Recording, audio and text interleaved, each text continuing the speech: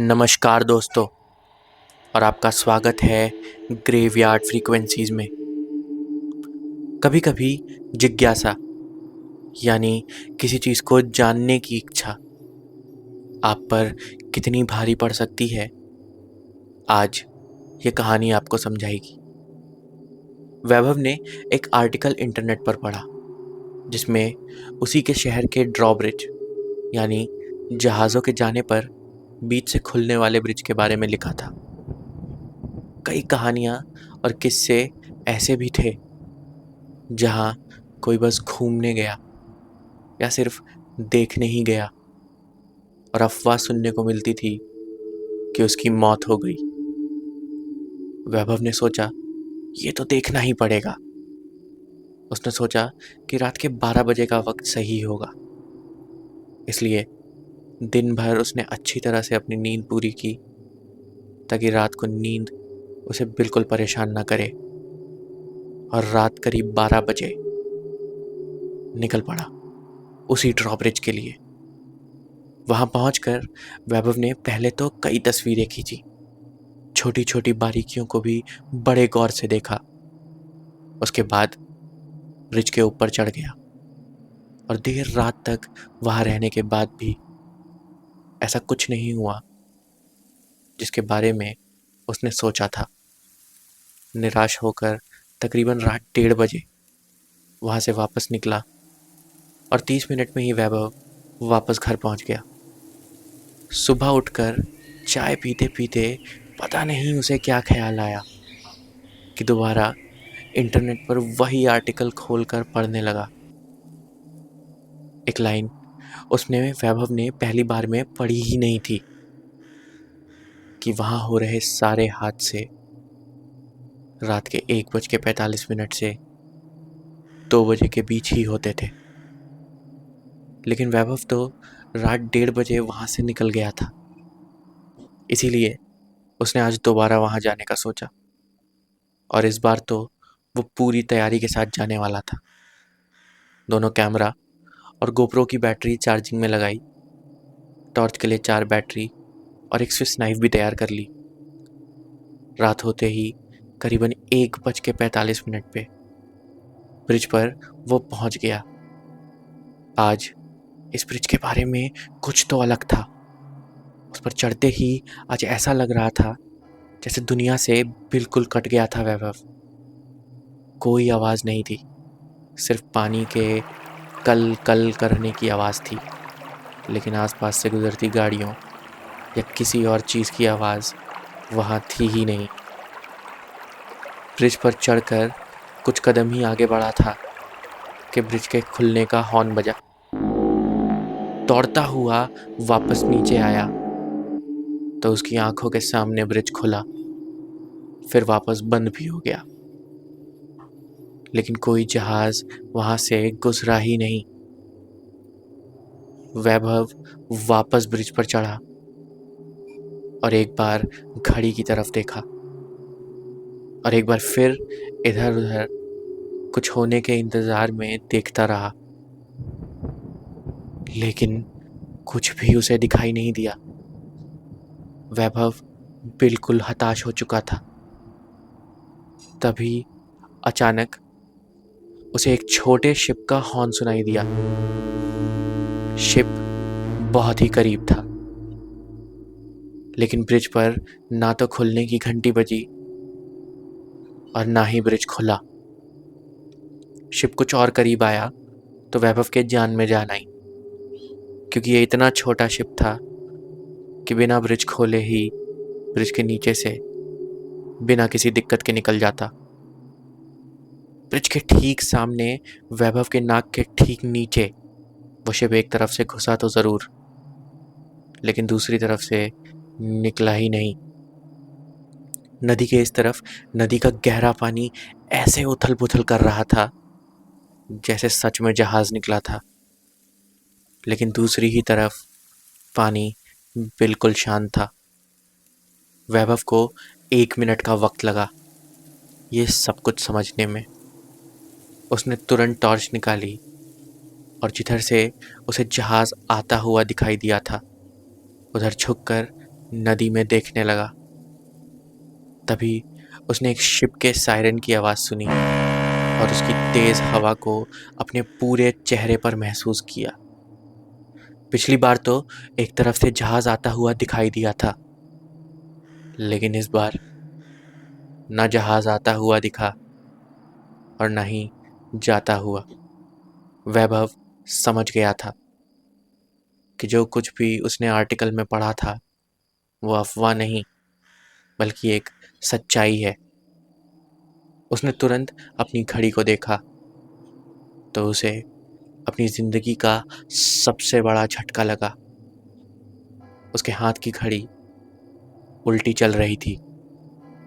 वैभव बुरी तरह घबराया हुआ तो था, पर अभी भी डरा नहीं था। तभी ब्रिज खुलने की घंटी और सायरन बजने शुरू हुए। उसने नीचे जाने के लिए चलना शुरू किया और ना जाने क्यों एक बार पलट के देखा। ब्रिज बीचों बीच जहां से खुला था उसके एक तरफ तो वैभव था और ठीक दूसरी तरफ 4 लोग खड़े थे। ब्रिज से नीचे उतरकर वैभव ने वापस ऊपर देखा तो उसे डर और हैरानी एक साथ हुए, क्योंकि उनमें से एक आदमी सबसे पहले पानी में चीखता हुआ कूदा और पानी में किसी के गिरने की आवाज भी आई, लेकिन पानी ना तो जरा सा भी हिला, ना ही एक भी लहर उसमें ज्यादा बनी। इसी तरह एक एक करके बाकी तीनों भी चीखते हुए पानी में कूदे, लेकिन नदी शांति से अपनी अल्हड़ चाल में बहती रही।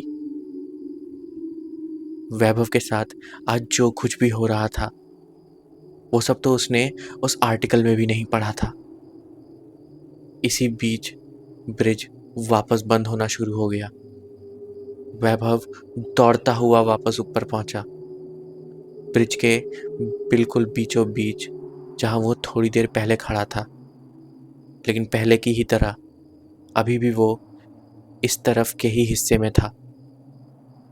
उसने एक कदम बढ़ाया और ब्रिज के दूसरे आधे हिस्से पे कदम रखा तो तुरंत ही एक अजीब सी आवाज ने उसे अपने कानों पे हाथ रखने को मजबूर कर दिया। लेकिन आवाज इतनी तेज थी कि कान के साथ साथ उसे अपनी आंखें भी बंद करनी पड़ी। करीब 5 सेकंड ही ये आवाज हुई होगी, लेकिन उतने में ही ऐसा लगा जैसे वैभव की जान निकल जाएगी। और आवाज रुकने पर जैसे ही आंखें खोलकर वैभव ने अपने सामने देखा तो उसने उन्हीं 4 लोगों को अपने से दूर ब्रिज के मुहाने पर पाया, पानी में भीगे और आंखों में गुस्सा लिए जैसे वैभव को ही देख रहे थे। वो सब के सब एक साथ कदम बढ़ाते हुए आगे बढ़ने लगे। शायद वैभव की जगह कोई और होता तो वहां से उल्टे पांव तुरंत भाग जाता, लेकिन वैभव वहीं खड़ा रहा। वो सब के सब धीरे धीरे वैभव के बिल्कुल करीब आए, उसे घूरते रहे और वैभव के पास से उसे घूरते घूरते ही चले गए। वैभव को अभी भी उनके कदमों के दूर जाने की आहट सुनाई दे रही थी। उसने पलट के देखा तो एक झटका और लगा उसे। कदमों की आवाज तो थी, लेकिन वो लोग वहां नहीं थे और पानी के बने पैरों के निशान ब्रिज की शुरुआत से लेकर आखिर तक हर कदम की आहट के साथ अपने आप बनते जा रहे थे। आज की रात वैभव उस चीज से डर रहा था जिसे देखने के लिए वो आज तक इधर उधर पता नहीं कहाँ कहाँ घूमता रहा। और आज जब मुलाकात हुई तो वैभव जरा सी देर में भागने को तैयार हो गया। उसने तुरंत जेब से फोन निकाला और अपने दोस्त विकी को कॉल मिलाया। लेकिन किस्मत जब साथ छोड़ती है तो पूरी तरह छोड़ती है। फोन मिलाने पर एक ही बात बार बार सुनाई दे रही थी। प्लीज ट्राई लेटर, कृपया थोड़ी देर बाद कोशिश करें। विकी ही एक ऐसा आदमी था जो उसकी बात पर भरोसा करता और इतनी रात को वहां आ भी जाता, क्योंकि उसी को आर्टिकल के बारे में वैभव के अलावा पता था। वैभव रुका नहीं, फोन ट्राई करता रहा और हर बार फोन अनरीचेबल रहा। इस वक्त ब्रिज पूरा खाली पड़ा था।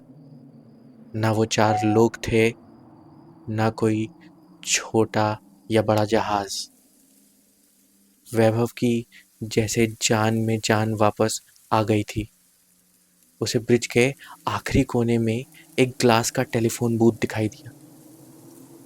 मोबाइल से ना सही, इस लैंडलाइन से ही विक्की को फ़ोन कर लेता हूँ, ये सोचकर तुरंत उस बूथ की तरफ दौड़ा। उस फ़ोन बूथ का दरवाज़ा बंद करके रिसीवर उठाया और नंबर डायल किया तो लगभग तुरंत ही रिंग सुनाई दी और उस तरफ से विक्की की आवाज़ आई, हेलो।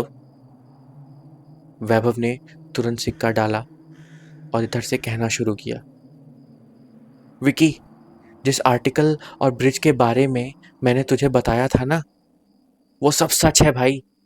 मैं यहाँ फंस गया हूँ, जल्दी आ जा यार। तू ही बचा सकता है मुझे, वरना पता नहीं कब कब क्या हो जाए। विकी ने सिर्फ एक सवाल पूछा, तू मोबाइल से फोन क्यों नहीं कर रहा है? और ये ब्रिज पर लैंडलाइन कहाँ से आया? वैभव ने जवाब में बताया, ये तो वही फोन बूथ है जो ब्रिज के एंड में एक कोने में बना हुआ है, और मोबाइल से जब तेरा नंबर ट्राई किया तो लगा नहीं, इसीलिए इस टेलीफोन बूथ से फोन किया। उधर से विक्की ने चीख कर कहा, वैभव, मेरी बात ध्यान से सुन। तू फोन मत रखना, फोन को होल्ड पे ही रखना। मैं वहां तुरंत आ रहा हूं। फोन के रिसीवर को रखने की कोई जरूरत नहीं है।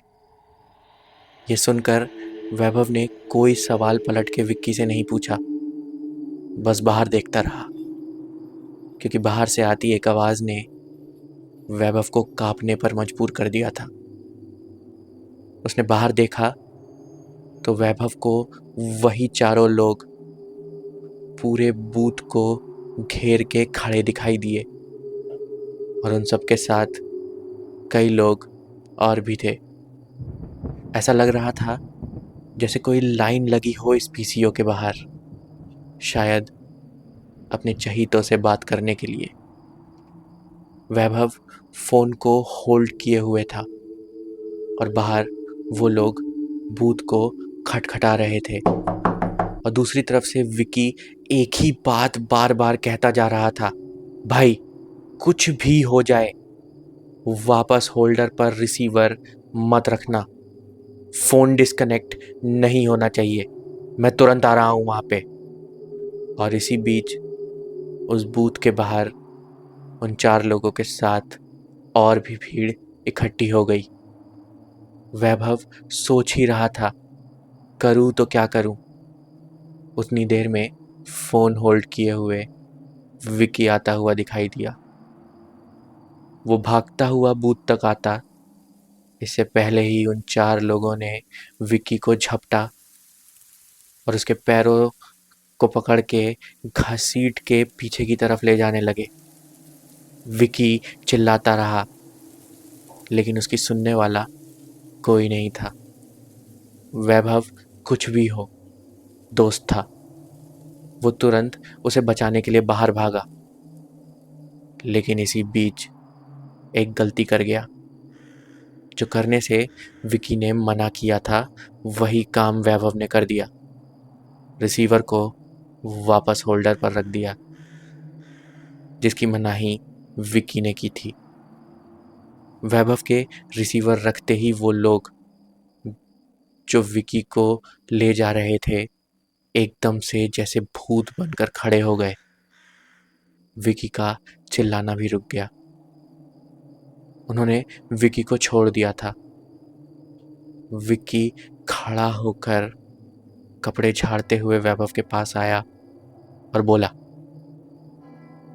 मैंने कहा था ना तुझे कि रिसीवर मत रखना।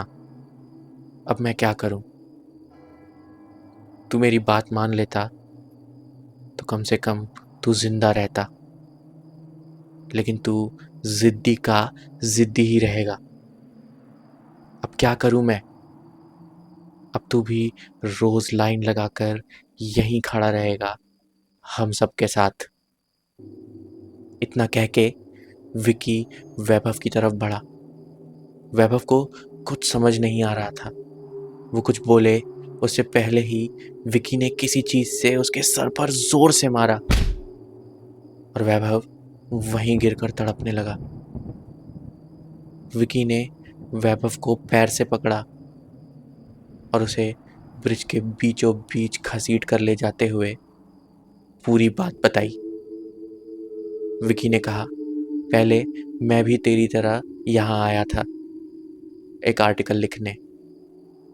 ये सब सच है या सिर्फ अफवाह, यही जानने के लिए। पर यहाँ आकर जब मैंने देखा तो पता चला कि यह सब सिर्फ कहानी नहीं, बल्कि एक वास्तविक सच्चाई है।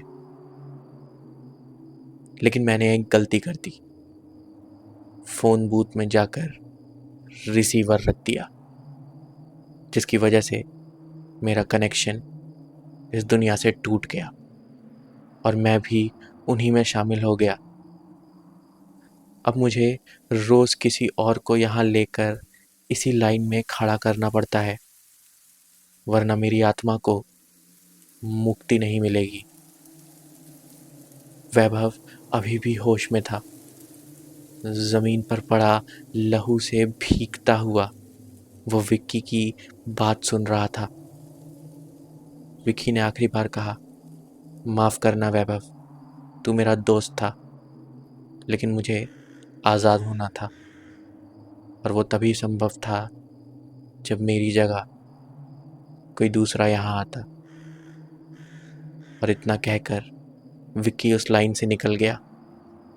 वो आज़ाद हो चुका था और वैभव अब हर रात उसी भूत के बाहर खड़ा रहता था, उसी लाइन में जहाँ लोग अपने चहीतों से आखिरी बार बात करते हैं। अगर आप कभी उस ब्रिज पर जाएं तो प्लीज़ फ़ोन का रिसीवर मत रखिएगा, क्योंकि हो सकता है वहाँ कोई वैभव आपका इंतज़ार कर रहा हो, आपकी आखिरी बात सुनने के लिए। तो सुना आपने, वो आर्टिकल सिर्फ एक कहानी नहीं थी, एक पूरी सच्चाई थी। अगर कभी किसी पुराने ब्रिज पे कोई अकेला खड़ा मिले या कोई टेलीफोन बूथ में दिख जाए तो सोचिएगा ज़रूर, कहीं वो भी किसी की जगह लेने तो नहीं आया है। अब मैं आपसे इजाज़त लेता हूँ। लौटूंगा इन्हीं अंधेरे के सायों के साथ एक नई कहानी लेकर, जो आपको एक अलग ही खौफ से अवगत कराएगी। तब तक चैन से सोइए, अगर आप सो सके तो।